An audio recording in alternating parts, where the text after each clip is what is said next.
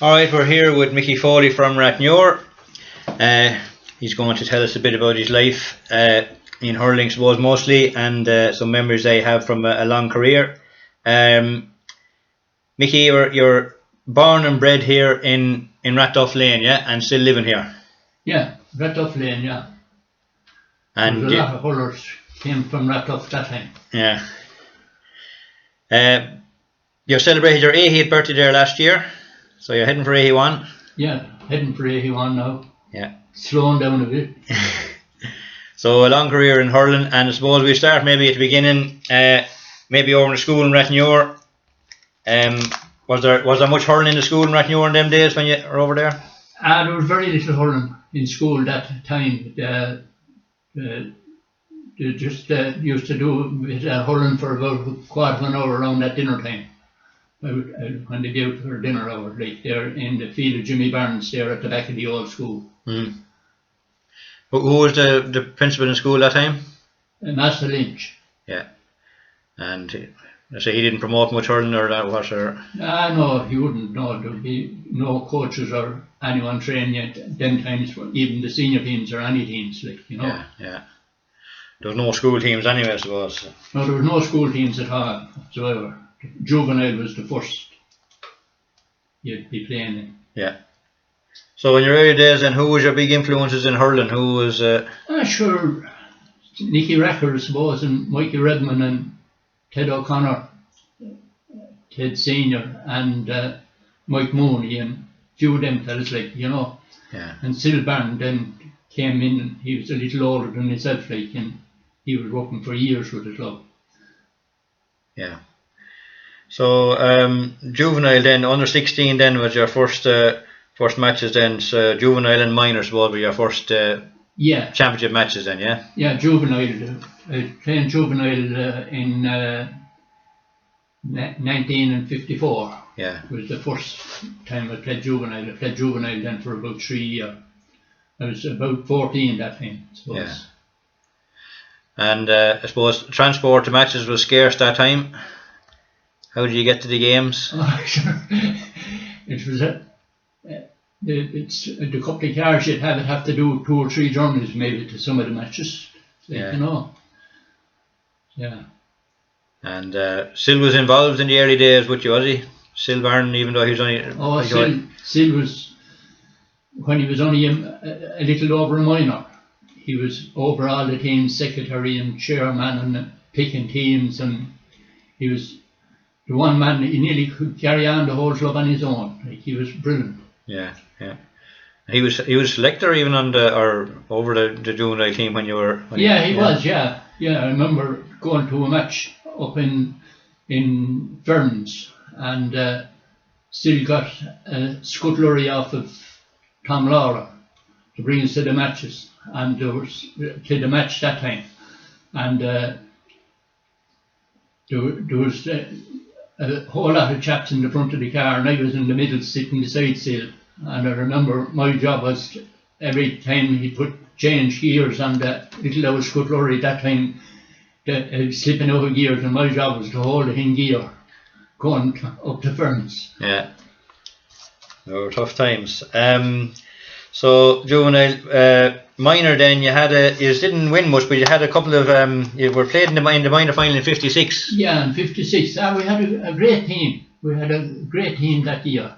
Yeah, we won the district final that year, and we had a great team. Which the Harriers team was, I'd say, one of the best minor teams that ever fielded out. They had at least about 12 of the panel of the county minor team, the 5 Harriers, and all them fellas went down to win senior hurling with the Harriers for years, like Dickie Murphy and Hopper McGrath and Farkley Berrigan and all them fellas, like, you know. They had a great team. Yeah. So you played against the Harriers a good few times in the 60s then. Sure, the Harriers won in 62 and 65. You played them in 65 county final anyway, didn't you? You played them in a couple of matches during the 60s then as well, in senior hurling. No, we didn't beat him in 65. They beat you, sorry, yeah. 65, yeah. We had some great matches again. again the Harriers, like, you know, the Harriers had a great team that time, like, you know. Yeah. But coming up to that time, like, we played in an awful lot of tournaments all over the country. Yeah. We played in an awful lot of tournaments, and there was great prizes for the tournaments. And remember, we won in 1959, around then, like, I went senior. Like, well, I played my first senior game actually. Mick Butler was hurt. Mick Butler was in the goal at the time, and Ted Connors came over. Ted O'Connor anyway came over, and he asked me to go on the goal. And when I went into Ross, it was in 1957. I was only 17 at the time. When I went into Ross to play, when I went into the cloakroom, I couldn't believe it. There were little small cloakrooms that you couldn't hardly turn around in. And the 5 that won the 55 All-Ireland and the 56 All-Ireland, the 5 players, Nicky Racker, Bobby Racker, Billy Racker, Jim English and Martin Codd, the 5 of them were playing that evening. And it was a great experience to start off with, like, you know. Yeah. And them were the fellas that I always looked up to, you know. There were 5 great players. And when I remember Nicky Racker standing up in the middle of the cloakroom, and the size of him towards what I was, like, give a bit of speech before the match, like, you know. It was great to listen to him. Yeah. You started off at a high level as well as you got. The 3 Racker brothers I had done when I was very young, before I ever could go over to playing matches or anything, when I was only about 11 and 12 years of age. I used to go down across the fields to the barrack field, they call it. They are at the back of the barrack. They are at Records. I was only a couple of fields away from Records at the time. And I used to go down there and be hurling there and hitting in the ball at the back of the goal and this and that and other thing. And the 3 Racker brothers used to be out there hurling that time. So it was a great start for me in hurling, like, you know. Yeah. Well, hurling was all around you. There was no way you were going to be a hand else, I suppose. That it. Sure, there was nothing else to do at the time, like, you know. And hurling was, I don't know, everyone took a great interest in the hurling. The whole parish was great about hurling. Great supporters and everything, like, you know. Yeah. And that around 58 then 59 and all, we played in a lot of tournaments along that time. All the big tournaments started off, and my first win in hurling was the St. Mullins tournament. It was the first win I had. And again, I remember Billy Racker was full back, like, and Martin Codd was playing, and Jim English was playing, and all these were playing, like, you know. So it was great to be in among all these fellas. And there was no cloakrooms or nothing to just tug out under the bushes and throw your clothes there on the ground and go back to them when they were over. So there's a big change now with what cloakrooms and arenas and halls and everything that they have. Like, at that time there was training in the hurling field, you just tugged out and thrown your clothes in the ditch, like. Yeah. So your first big win then, after the St. Mullins tournament, your first win, but the first championship win then came in '61, a famous day. Yeah, we had some great wins before that there in tournaments. We played all over Ireland in tournaments. Along, you know, and eventually we came in the 70s, about 77, we won a great tournament below in Dunhill, and we got Waterford double burner lamps for it, which was the Waterford Last sponsored it. Like, you know, there was some great prizes there in the tournaments. Yeah, coming into 60 then, after we winning I played cornerback for Rathnure in the St. Mullins tournament. I was playing cornerback for it. And in the final, Mick Butler was gone to England, and he left me his hurl. And I went in his place in the goal. And I won the championship with Mick Butler's hurl.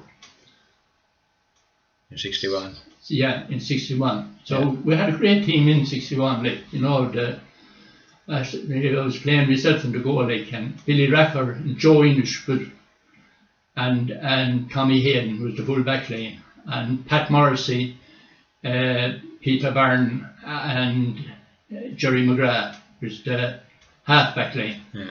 And Jim English and Martin Codd was in. Jim English and Paddy Ryan was in the middle of the field. Jim English and Paddy Ryan, and Johnny Hennessy, Mort Ryan and Sil Byrne was the half forward line, and Martin Codd, Bobby Racker and John English was the full forward line. You know, there were some great players on it too. So Bobby was only drafted in for the county final. Bobby cut his leg with the machinery in 1957. After that match, he was playing in that match that I played my first match in Ross, and after that he cut his leg and he was on crutches for about 2 years or so, and he never hurled anymore with the county team league, and he got after hurling any, and we got into the county final, the 61 county final,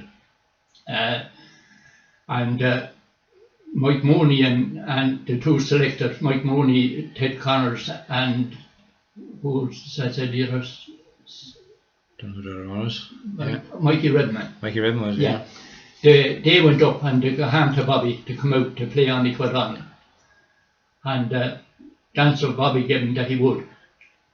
And we were at the chapel gate the night before, and we were talking about the hurling and all, and Richie O'Neill there at Killan, he said to Bobby, he said, "A ball you'll get," he said, "Nick O'Donnell will tip it off your hurl," he said, "and be gone," he said.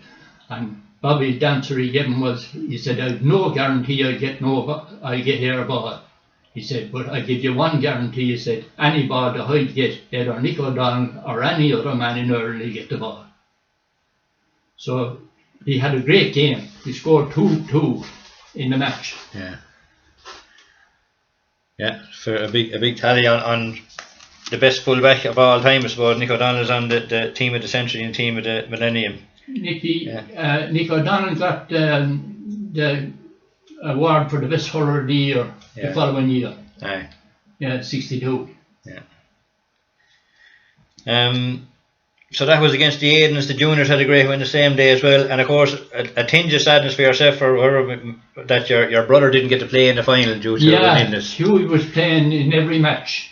He was playing a half wing back in every match, and he got an awful dose of flu and he wasn't even able to go to the match. Yeah. He was very sick on the day, and so he was remembered. Of course, he got his medal and all. Yeah. So in the 60s then, I suppose, you didn't win again till 67. You would have played a good few matches against the likes of Ross. Had a very strong team up to the 70s, up to the 60s, yeah? Well, before that, I was drawn down that Hughie said he won a couple of Junior B championships and all after, which he took over all the Bracket League teams. Yeah. And he, up to the day he died, he was still, from the first time the Record League team started, he looked after all the school teams in Rathnure up to the day he died. Yeah. Yeah, he was well known over the county. So for yourself, then the next senior championship, you said it was 1967. Yeah, we lost a few matches, I suppose, in between, but a good few young players then came back into the team there around in 1967. Yeah. And such as Teddy O'Connor and Aidan Summers and Dan Quigley and all them fellas came into it, like, you know. Yeah. We had a very strong team. John Quigley, Teddy O'Connor. There was actually Teddy and Johnny was playing that time. But we had great teams around that time, like with an awful lot of brothers. Yeah. On the teams, like, like the Quigley brothers and the O'Connor brothers and the Mooney brothers and an awful lot of brothers playing at the time. And then we had Joe Murphy was after coming into the team, and he was a great centre forward too for years and years. He had some great matches. And the 67 then was the alley, I suppose. It was the first the alley in the start of a great rivalry between Rathnure and the alley. They went on for, I suppose, 30 years, probably still going on a bit, but went on for 20, 30 years anyway. There was one thing about ourselves and Buffer's Alley, like what I said about ourselves, that we had an awful lot of brothers and all on the team. And I always thought that you never have a good team. Something like the Shamrocks of Kilkenny, they had 7 brothers at the time, around that time. And we went on then to have the 4 Quigley brothers, and there were 4 or 5 of the O'Connor brothers. And the Buffer's Alley had the Butlers and had the Dorans, all brothers, nearly half a team of brothers. You know, I think it was great strength for teams. But we had some great clashes. We had a great clash there in '67 with Buffer's Alley. You wouldn't get much room, even you had hardly room to stand in the goal, or the umpires hardly room, with the crowds all in on the pitch, all around the whole pitch. The atmosphere was something else. Yeah. And you played him again in the 70, the one again in the 70, Buffer's Alley, and then you took over in early 70s. You won 4 in a row. Yeah, we won 4 in a row in the early 70s. Yeah, we had some great matches there with Owlard. You know, we had some great matches there around the 4 in a row with Owlard. They drew us one day and we beat him in the replay. But there was nothing between ourselves and Owlard and Buffer's Alley. There was very little between us. Only I think we were a little bit strong for overall strength. Yeah. And of course, Jacob and all them there were very good players there in Owlard that time. You know. Yeah. The few on the county team. And, yeah. And of course, winning the 4 in a row then meant, of course, the club championship started up in them years in 1971. So you went to a few All Ireland finals then as well in the 70s. There were 3 All Ireland finals in the 70s. Yeah. We went to the first 2 All Ireland. Sure, I suppose we had great games in them, but I suppose we won the Leinster anyway. We won good few Leinsters after later in the years too as well. But it was hard to win an All Ireland that time. Blackrock was so strong. Cork won 3 All Irelands in a row at that time in the early 70s. 3 All Ireland, and there was about 12 of the Blackrock team on the panel, and Frank Cummins of Kilkenny thrown in with him as well. He played in all the matches as well. Ray Cummins, Brendan Cummins, and Eamon Donoghue and John Horgan. Massive team. Yeah. And I suppose maybe if I was to pick out a game in the 70s, you won 3 Leinster finals, but the one in 77 probably was a famous fixture for a couple of reasons anyway, when you beat the Johnstown and Kilkenny. Oh yeah.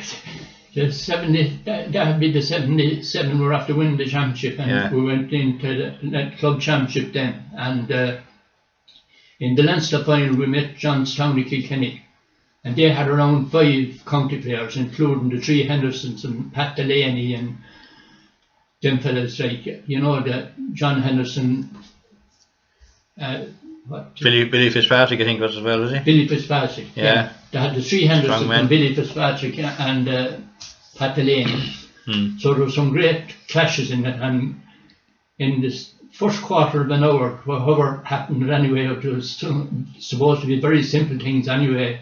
We got 2 players for off in the first quarter of an hour, and we went on to win the game with 13. So there was some great celebration. It was the first time I ever seen either a county team or a club team, the whole team going around the field with the cup, which they got a great clap and all from the Rathnure supporters. So it was a great day to be there. There was a big write-up on the daily paper the following day. Some fella had a big write-up on the daily paper about the match, and he said it was the only thing happening. He said I was awful sorry that I wasn't a Rathnure man. He said when the match was over. He said that it was great to be a Rathnure man that day on the field. He said it was the greatest match he ever wrote about. Yeah. And Dan was full back on Pat Delaney. Dan was a great clash. Yeah. It was a great clash between Dan and Pat Delaney. A great clash. But I thought Ger Henderson, like, I think it was as good a game as I ever seen a man playing with Ger Henderson that day. And everywhere I took the ball to, Ger Henderson seemed to be under the ball. Yeah. You know, and catching it and soloing down the field and soloing down and lobbing all the balls into Pat Delaney and Dan. And sure, he might as well have been hitting them the other way, because there wasn't a hope of getting a goal there at that time, like, you know, because Dan was hands and heels over Pat Delaney, like, you know. Yeah. And Pat Delaney was a great man. He beat Wexford there for several years. Yeah. Which he still. Dan was a very hard man to hurl. Yeah. He was probably as good a fullback as ever stood on the field. Yeah. And you only won by a pint. You had a late save later on the day as well. Yeah, I suppose a lucky save again. Yeah, yeah. I always took great pride in saving 21 yards frees or penalties, like, you know. Yeah. And I always used to break about a yard or two out from the goal to you get the ball as it's coming away from you, like, you know. And I always had the two corner backs that time. There was three in the goal. I'd always have them shove them nearer to the goal, and I'd leave a bit of space for the ball to come in then. So they nearly knew where the ball was coming to. Yeah. And so you had another tough clash, I suppose. 79, maybe the county final. 79 took a lot of stuff to win as well. Oh, that was again the Harriers. Yeah, in 79, it took us 3 county finals to finish it up anyway, and it ended up with 1 point. Yeah. Yeah, sure. The Hopper McGrath and what do you call him? Hopper McGrath and Ned Wheeler. No, I don't think Ned. Oh yeah, Ned Wheeler. No, he was gone that time. 79, yeah. Oh, Ned was gone. Yeah. Hopper McGrath and Dickie Murphy and Con Dowdall and there's a couple of more county players on as well. They had a very strong team. There wasn't a stroke of a ball between us. Ned Boogie would have been playing that time, I suppose. Ned Boogie was playing that time. Yeah. Willie Murphy. Yeah. Willie Murphy. Yeah. Yeah. So I went to 3 matches. Sorry? I went to 3 matches. The 79 went to 3 matches. 3 matches. Yeah. They played 3 Sundays, one after the other. Yeah. And at the end of the match, the Harriers got a free at the end of the match there, and it only barely went a couple of inches wide. Yeah. You know, and we only won by a point. And then in 1980 you were back against the Alley again. So yeah, God sure ourselves and the Alley we had some great matches, like, you know. The Alley were a very, very strong team. That's what we were. Mark and Casey and the Butlers and the Dorans, and sure, there were nearly half the team brothers. So you won 7 senior championships in 10 years between 71 and 80. Oh yeah, it would be. I won 9 our county championships altogether. Yeah. 61 and 67 as well. And we won 3 Leinsters, and we won 2 All-Ireland 7-a-sides. Yeah. We had a very good team in that too, like, you know. Yeah. John Quigley and Martin Quigley and Teddy O'Connor and Johnny Murphy and Johnny Connors and Pat Flynn and Patsy O'Connor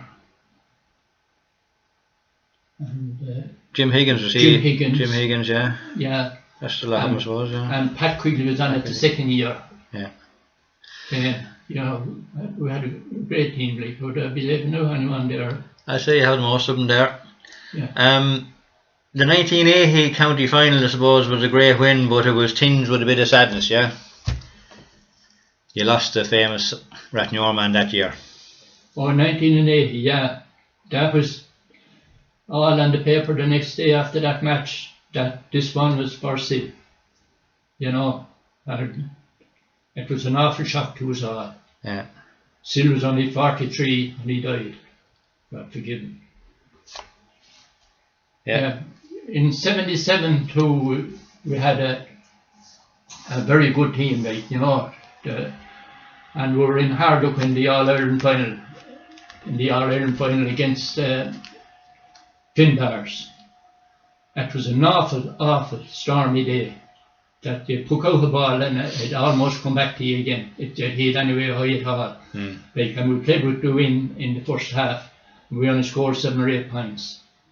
And sure, when the game turned over, then we ran fairly close, alright, but sure, we couldn't get scores enough to win the match. You know, they had the storm in their back in the second half, which I always thought was the best. You know, but it was a very strong team too. Jimmy Hulham and John Conner were after coming into the team at that time as well.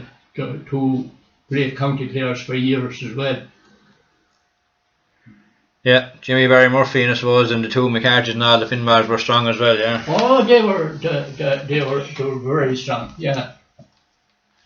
So then the 80s, you finished up senior hurling in 1980, 82 or so, but you didn't give up hurling.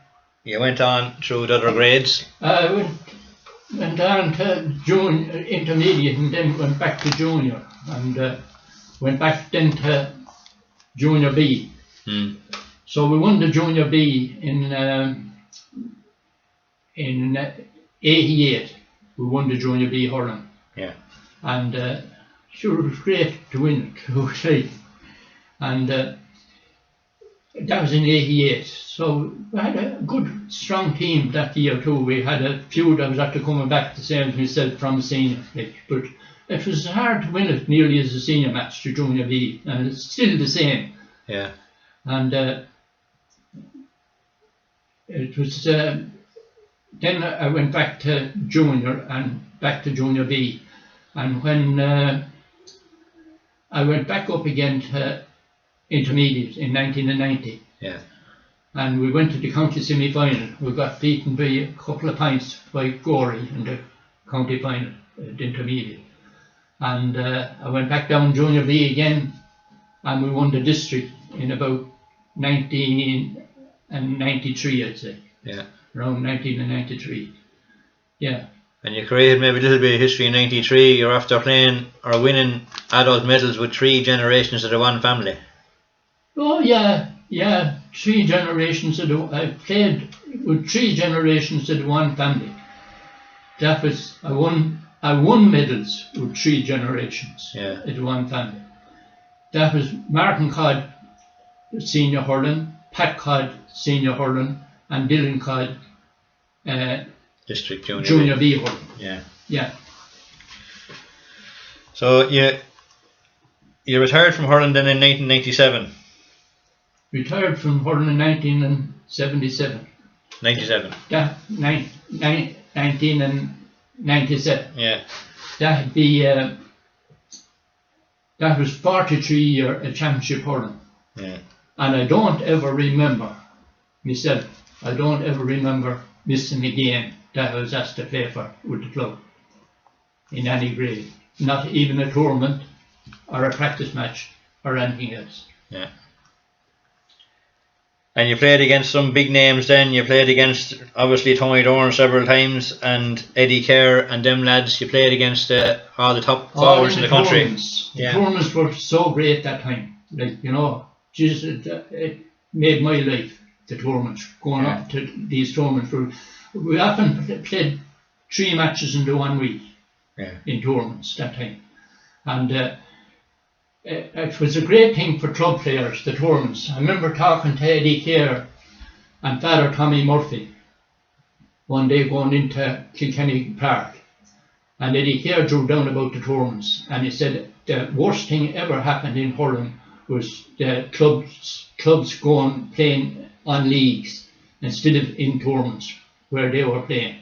Yeah. He said that the tournaments made hurlers, he said, out of everybody, like, you know, and he said there was some great matches, and he said he played so often against us in tournaments and everything, and the tournaments were great for club players, because you take our team there for years and years, we played in them tournaments, and we played against all the great county players in Kilkenny, the great county players in Galway, the great county players in Offaly, the great county players in Limerick, and the great county players in Waterford. We had some great matches with Mount Sion.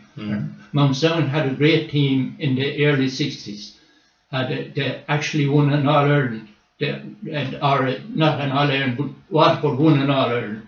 And they had, I'd say, about 12 or 13 that team, that panel in Mount Sion. We had some great matches with them. Actually, in one tournament down there, I forget, we played 3 finals, the very same as we did in the championship, again the Harriers. We played 3 finals before we got separated by 1 point. The Mount Sion won by 1 point after the 3 finals that we played. So they were great matches, and then we played against all the Blackrock fellas and all the Finbar, the county players and all them, you know, where other clubs weren't taking much part in them at the time. That gave us great experience, playing against all them great players. Yeah, yeah. And I suppose over the years then, from the 60s to the present day, there's a big difference in the hurling styles from today and the 60s and all that. There's maybe not as much emphasis on ground hurling, overhead hurling, but what do you think about the difference in the style of hurling, the way hurling has changed? Well, suppose I don't know now if the game would be much faster. I don't know if it would be much faster, because there was players playing with Rathnure, like there, Billy Racker and Jim English in particular. I think, being at the matches in Croke Park, I always thought that Jim English was as fast a man to a ball as I ever seen. And there was every one of the rest of them were much the same. I don't think we've trained done all our training through matches. We've never trained that much in the hurling field. But sure, we had some great names on the teams there down the years, you know. Yeah. And I suppose there's more of an emphasis today, maybe on trainers and coaches and all. But what do you think? What do you think about that, or the role of the coaches today and all, compared with years ago, I suppose? Yeah, well, I suppose in order to take part now in the Leinster Championship and in the All-Ireland Championship, if you don't train hard and do an awful lot of training, physical training, everything, you're not going to win matches against the oppositions that you're playing against, because all the county teams are doing the same amount of training and fitness. So to win an All-Ireland, I think it'd have to be massive fit as well as a good hurler. Yeah. And it's 24 years, I suppose. We were lucky to win Leinster final there last year, but it's 24 years since Wexford won an All-Ireland back in 1996. Do you remember that match, or memories of that match, or you had a ticket for the day anyway? I had a great memory. I was waiting to get a ticket, and I got a ticket, and it wasn't that great. But I remember going over to do a bit of shopping at Connor's, and Noreen came out to me and she said, "You don't bother getting a ticket." She said, "Julie is after getting a ticket from America, from Derry, is after sending her home a ticket." And she said, "Julie's giving you the ticket for the match." And sure, now Noreen, God forgive her, we had a sad week a couple of weeks ago when she passed away. And it's light of heaven on her, and I hope John and them will be able to give over. They must have got an awful shock, you know, and big shock for the whole parish. Yeah, sure was. And what do you think of Wexford at the moment, where they're going, or the last couple of years?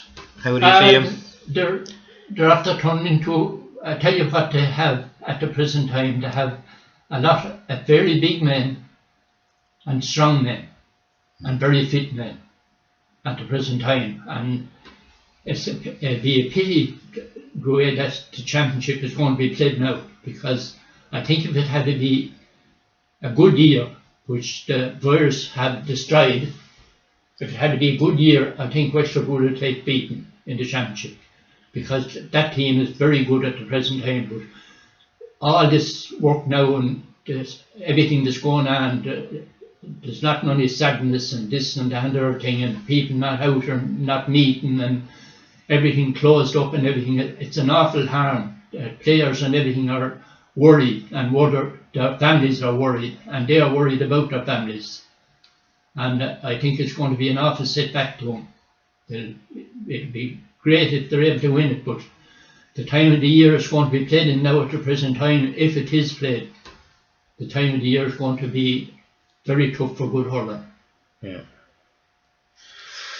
So you had hurling was a big part of life, but you had some other interests as well. You an interest in music. Yeah, myself and my brother Hughie, we were, I suppose, fairly good musicians, if you put it that way. We always played for the parish for the Christmas party in both Templudigan and Rathnure, and now in Rathnure up to the time Hughie died. And we always played for the Christmas parties. It used to be great. But then we broke out a bit for a couple of years there, and we played in pubs all over the county and Kilkenny and everywhere. Like, we had some great nights out and everything. We love music. The whole family were always involved in music. And another interest you had then, of course, was horse racing. You still have. Still have a great interest in the horses. I wish that the racing would be on television now at the present time even. I love watching it as well as going to races, but at the present time now I wouldn't be going to much races, but I'd love to see the races on.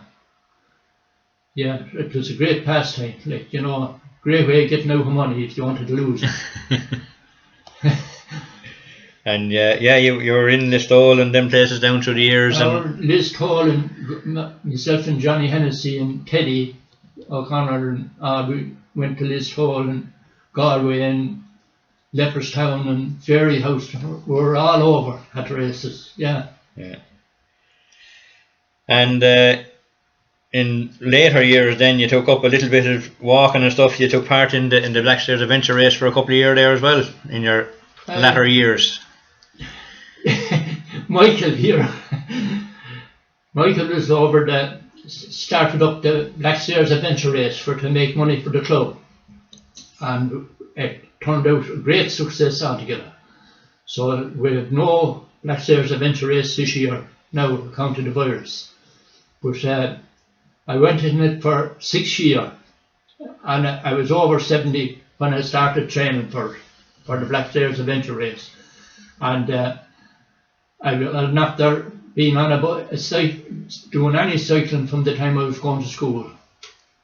And I got a bike off of Mike to do the Blackstairs Adventure Race. And I after doing it the first year, I said to myself, this is great. Like, I remember coming over through Woodbrook and I was flying along on the bike, and the sun was really shining and you could look around everywhere towards in the car. And I got into my car the following Tuesday and I went down to Wexford and bought a new bike. So I did the Blackstairs Adventure Race for 6 years in a row, every year until last year. I wasn't in good form last year to do it.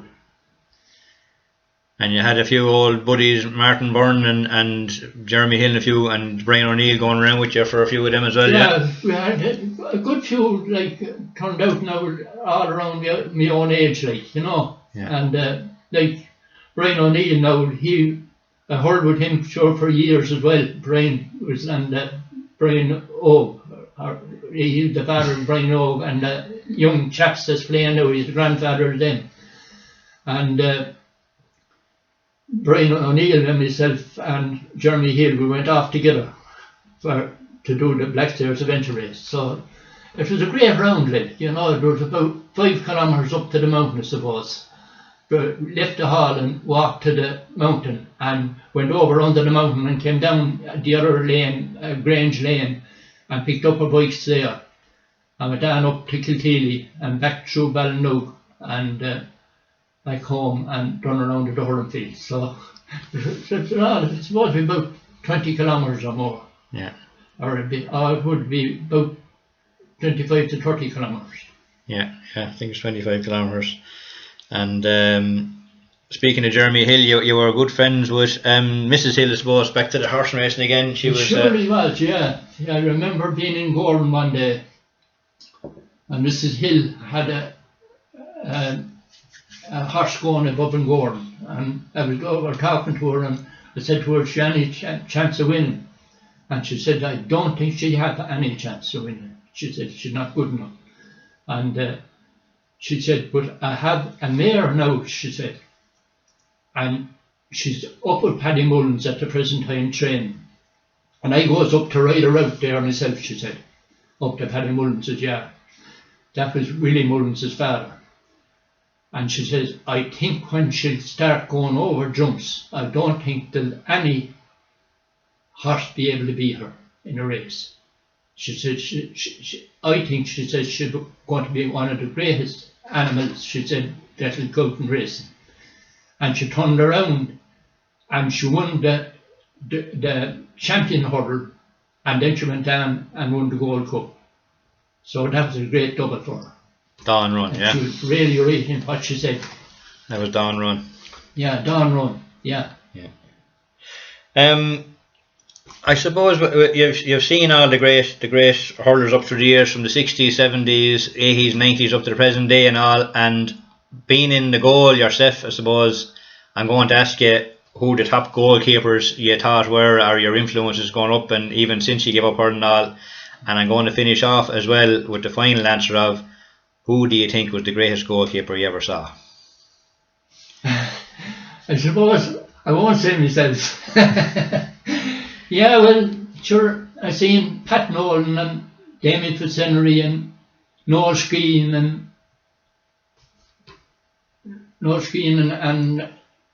Ollie Welsh, yeah. Ollie Welsh and Tony Redden. And after seeing them all, like Murphy at Kilkenny. Yeah, Owen Murphy. Owen Murphy at Kilkenny. Yeah. And after seeing them all, I think I'd have to go with Damien Fitzhenry for the great game he played there in '96. I think he carried the team through. Yeah. He was a great hurler. He was a great hurler even out the field. And I think it'd be very little between himself and Murphy that's playing with Kilkenny. Very little, but I think Murphy at Kilkenny had a stronger team in front of him. And I think Damien, I'd have to go for Damien Fitzhenry. Yeah, he wasn't too bad on penalties either, yeah. He was a great man to take a penalty. Yeah. I was in a goal behind the hurling field there one sports day that we had in the hurling field there for shooting penalties at me. And Damien came up and he took a shot at me, so I didn't let him take the second one. Because I never seen it. Yeah. Well, that's great memories from your hurling, a long hurling career, Mickey. And yeah, sure, we're all the Rathnure teams were like brothers, like, you know. Yeah. And then yourself and Joe English, God forgive him, Joe is gone too. We were like two brothers. Yeah. We had it hard, but we give it hard. Yeah. A little harder than what we're getting sometimes. But Aidan Summers and Teddy and all them and Johnny and Michael Mooney. And so we had great backs, Jimmy Quigley, Pat Quigley and Dan Quigley. All them do great defence in front of me the whole time. I had no fears at all. Yeah. Yeah. Well, that's it, Mickey, then. Thanks for your time, and we hope you go to see many more games over the next few years. Yeah. All right. Yeah. Thanks, Mickey. Bye. Thank you.